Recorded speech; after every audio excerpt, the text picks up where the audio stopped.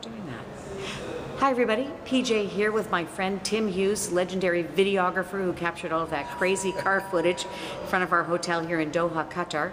We're here for the Arab Games. You and I have known each other for quite some time now, so tell me about your first big announcing gig. Well, it had to be the Olympic Games of 2002, and we've been lucky to meet up in various places around the world since then, but I was lucky when the Winter Games of 2002 came to my hometown of Salt Lake City, and I got the opportunity not only to announce every night at Medals Plaza, but NBC's Olympic division also hired me to do all of their bumpers and billboards for their cable networks, CNBC, MSNBC, and Bravo, and it made me realize immediately that I had been living in a very small box and there was a big world out there that I needed to go explore, so I've had a great opportunity. Now, can you give me maybe a story that makes you laugh, makes you cry, makes you smile from your announcing experiences, something that's memorable? Oh, that's a tough one. I think both of us were fortunate to be a part of two Olympic Games that will never be duplicated.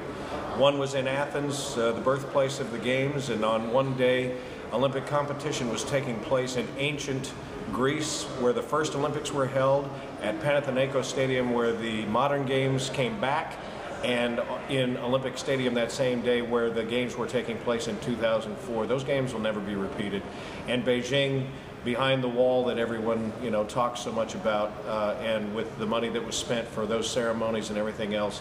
So I was lucky there, but my one real memory was in Athens as a boxing announcer when the war in the Persian Gulf, or in Iraq specifically, had just gotten underway, and we weren't sure that any of the athletes from Iraq were even going to make it to the Games, and there was only one boxer, and he was a little guy named Najah Ali, who had no opportunities to train leading up to the Games. He was the only representative from his country in the boxing venue, and an American contractor who was also a former boxer took him under his wing and trained him as his coach and brought him into the ring wearing the Iraqi uniform. And on that night they were also joined by the American coach of the boxing team dressed in the Iraqi gear, and they represented Iraq in the corner that night, and he won the match. And that gives you a little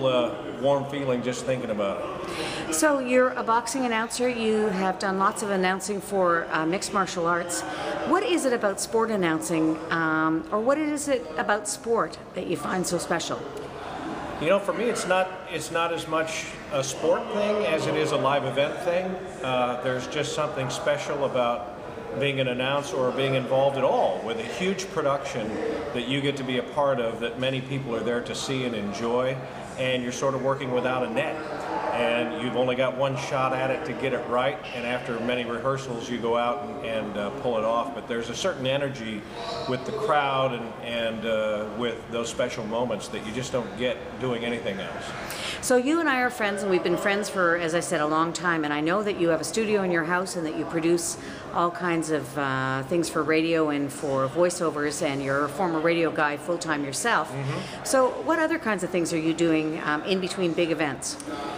Well, I've done a lot of mixed martial arts ring announcing. I was lucky enough to work with the International Fight League and travel all over the U.S. and have live events on Fox Sports Net, but I worked with Matt Lindland and his Sport Fight organization up in Portland, and I've worked in many places doing mixed martial arts. Done some boxing and MMA in Las Vegas. Had the opportunity to actually call arm wrestling with the... Yeah, I know. Yeah. With the Professional Arm Wrestling League out of Bulgaria in Las Vegas, which I never thought I'd be able to do. I have announced for a couple of games with Major League Soccer, with the MLS champion Real Salt Lake, and I've done USA Rugby, so a little bit of everything. And NBA basketball on a couple of occasions. So pretty much a little bit of everything. Little Soup Talented can pull it all together. So tell me, what do you think makes a good announcer?